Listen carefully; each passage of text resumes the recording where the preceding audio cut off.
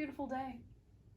I think if we listen close enough, we may actually hear some mockingbirds.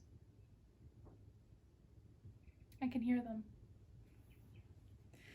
So, today we are starting chapter 29.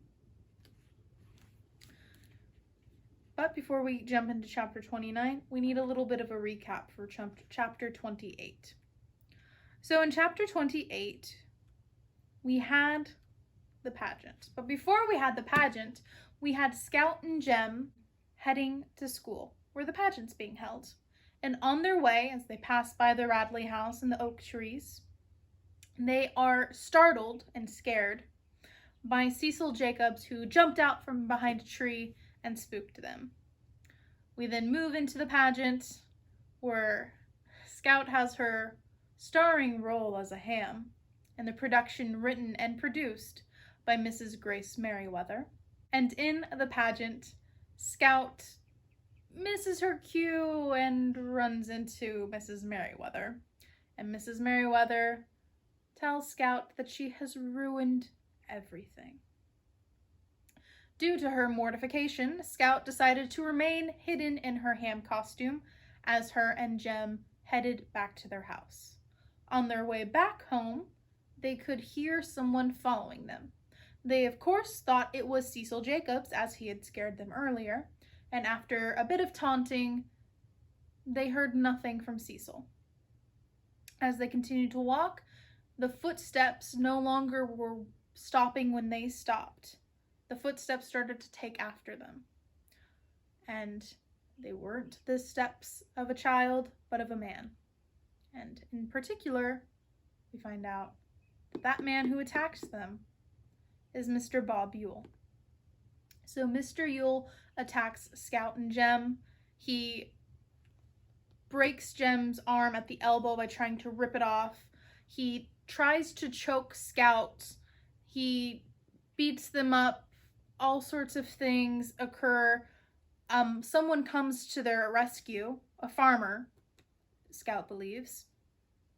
And Mr. Yule, in all this kerfuffle, ends up dying. And a man comes and rescues Scout and Jem. The man takes Jem to the house and Scout finds her way back home. We find out that the man who rescued them is most likely a farmer who heard their screams from the pageant. And with the arrival of Sheriff Tate, we find out that during this kerfuffle of Mr. Yule attacking Scout and Jem and this farmer rescuing them, Mr. Yule ended up with a kitchen knife in his ribs and died. That is where we left off. So we will now be going into chapter 29. Aunt Alexandra got up and reached for the mantelpiece. Mr. Tate rose, but she declined assistance. For once in his life, Atticus's instinctive courtesy failed him. He sat where he was. So he didn't get up to help Aunt Alexandra. He is so shocked that he was rooted to his chair.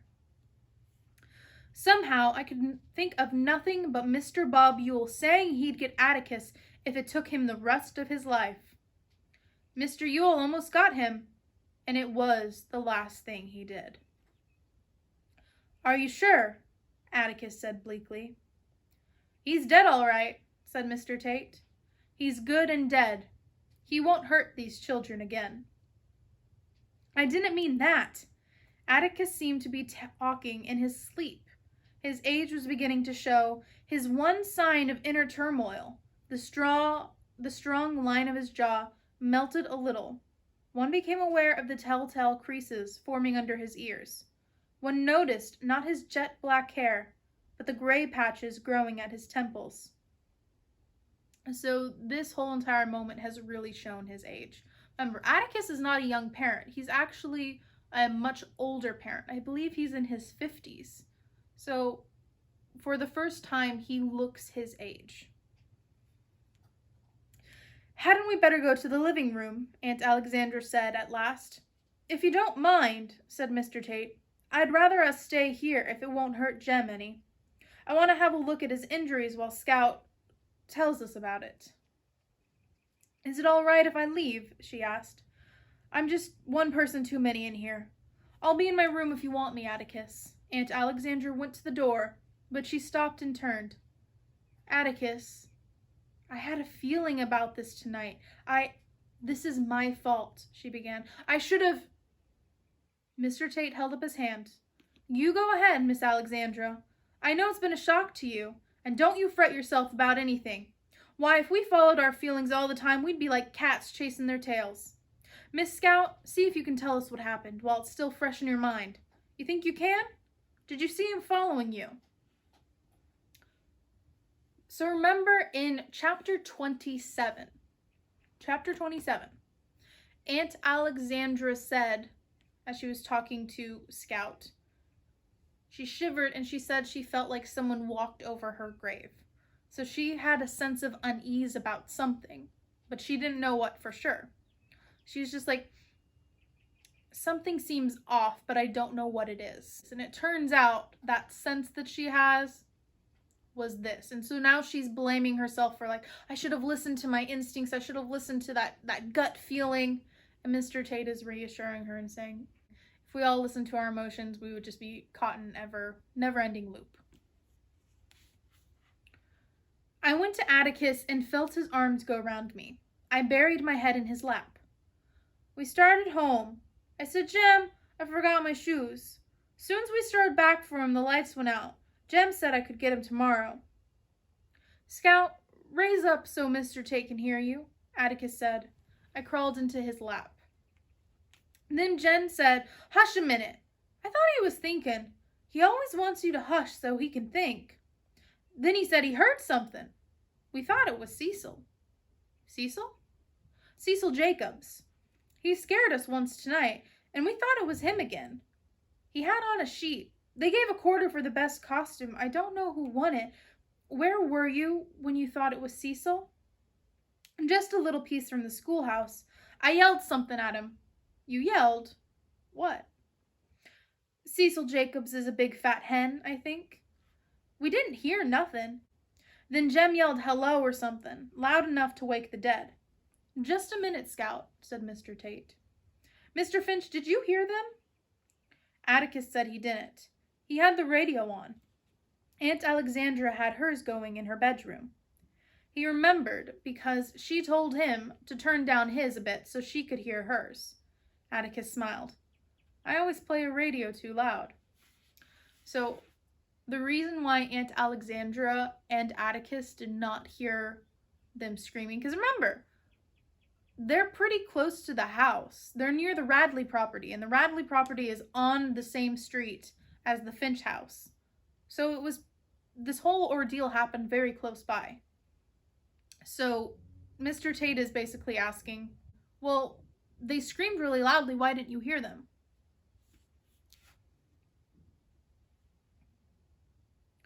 I wonder if the neighbors heard anything, said Mr. Tate. I doubt it, heck.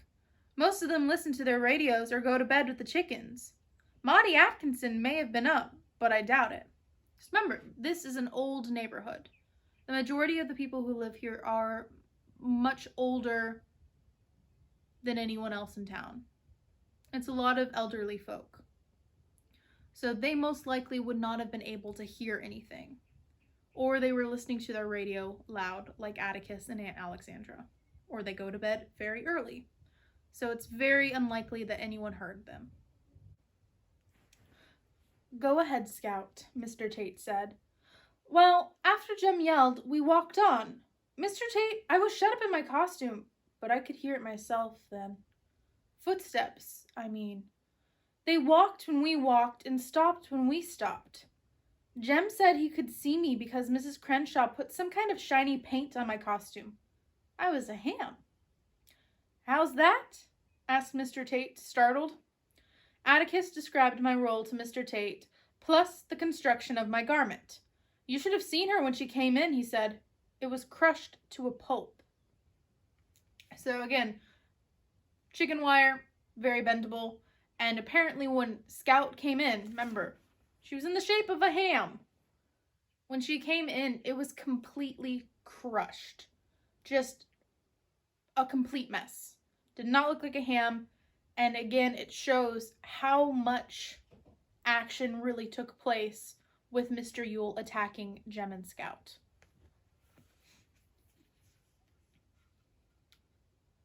Mr. Tate rubbed his chin. I wondered why he had those marks on him. His sleeves were perforated with little holes. There were 1 or 2 little puncture marks on his arms to match the holes. Let me see that thing, if you will, sir. So again, chicken wire, it's a hexagon shape. And when you cut it, it has the little parts that weren't cut with it exposed, and they're very sharp. Like if you push too hard, it will poke you and you will bleed. So Mr. Yule's clothes has little marks where the chicken wire got through, and he also has tiny little puncture marks on his skin. Atticus fetched the remains of my costume. Mr. Tate turned it over and bent it around to get an idea of its former shape. This thing probably saved her life, he said. Look. He pointed with a long forefinger. A shiny, clean line stood out on the dull wire. Bob Yule meant business, Mr. Tate muttered. So, a shiny line on the dull wire. What do you think that means? So what it could mean is that there was a knife, that Mr. Yule had a knife and tried to stab Scout.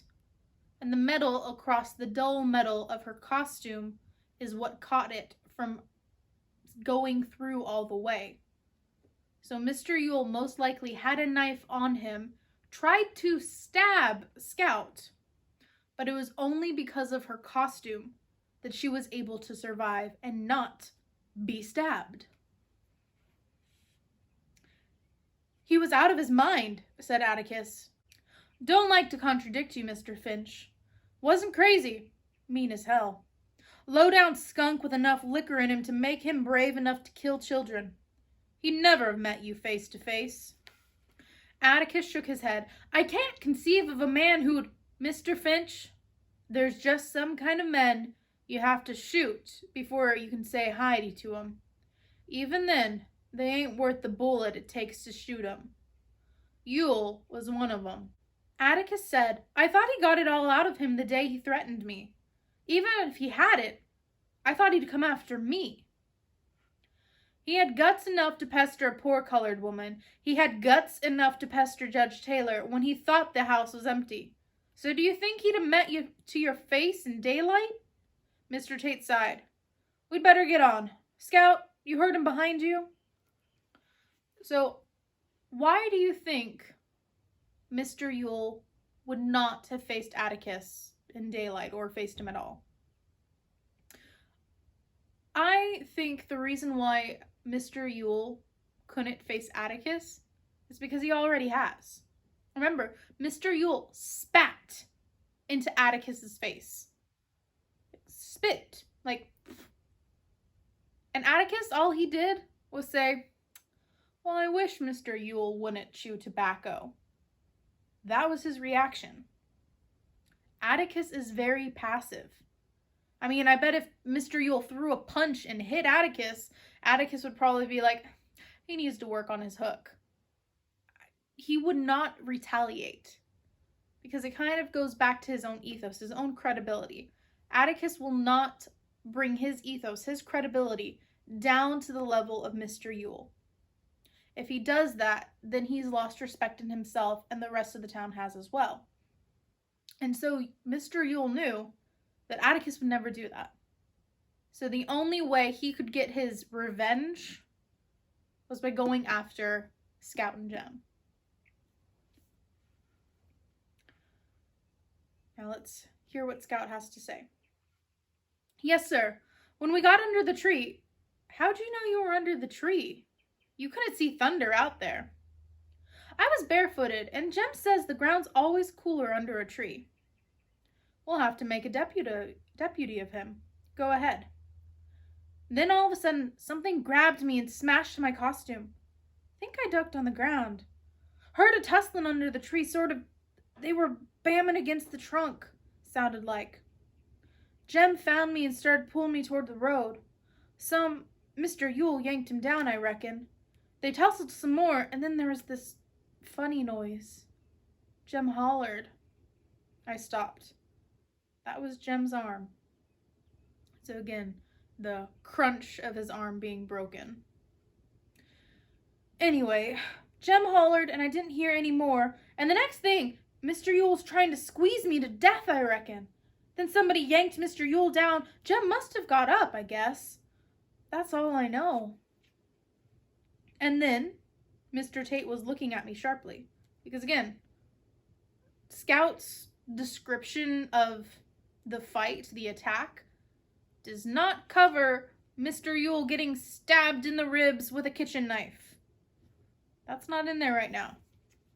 It's still like, well, who did it? When did that happen? A knife didn't just appear in his ribs. Somebody was staggering around and panting and coughing fit to die. I thought it was Jem at first, but it didn't sound like him. So I went looking for Jem on the ground. I thought Atticus had come to help us and had got worn out. Who was it? Why, there he is, Mr. Tate. He can tell you his name. As I said it, I pointed to the man in the corner, but brought my arm down quickly lest Atticus reprimand me for pointing. It was impolite to point. He was still leaning against the wall. He had been leaning against the wall when I came into the room, his arms folded across his chest. As I pointed, he brought his arms down and pressed the palms of his hands against the wall. They were white hands, sickly white hands that had never seen the sun. So white, they stood out garishly against the dull cream wall and the dim light of Jem's room.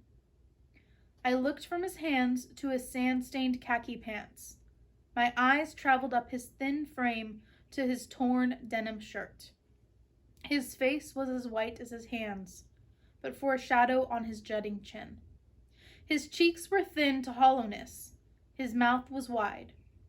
There were shallow, almost delicate indentations at his temples, and his gray eyes were so colorless I thought he was blind. His hair was dead and thin, almost feathery on top of his head. When I pointed to him, his palm slipped slightly, leaving greasy sweat streaks on the wall, and he hooked his thumbs in his belt. A strange, small spasm shook him, as if he heard fingernails scrape slate. But as I gazed at him in wonder, the tension slowly drained from his face. His lips parted into a timid smile, and our neighbor's image blurred with my sudden tears. "Hey, Boo," I said. And that is the end of chapter 29. So, who'd we just meet? We just met Boo Radley. We have just met the infamous Arthur Boo Radley. So let's recount the chapter again. What are some things that occurred? Well, we got more on Scout's account of the fight. We got her retelling the whole entire story to us. And we also had Mr. Tate, Sheriff Tate, asking, well, who is this person who saved you? Who rescued you? And who is it but none other than Mr. Arthur Radley. So Arthur Radley saved Jem and Scout's lives. He is the one who fought Yule and carried Jem to the house. And he was standing in the room, leaning against the wall like this. And as soon as he was pointed at, he was like, and now he's smiling. A shy little hesitant smile to Scout and the others. But yeah, we finally met Boo. It only took us 29 chapters and 362 pages to meet Mr. Arthur Radley. I hope that inspires you all to read a little bit. I hope you all are having a very nice and lovely day, and I will see you for chapter 30. Bye!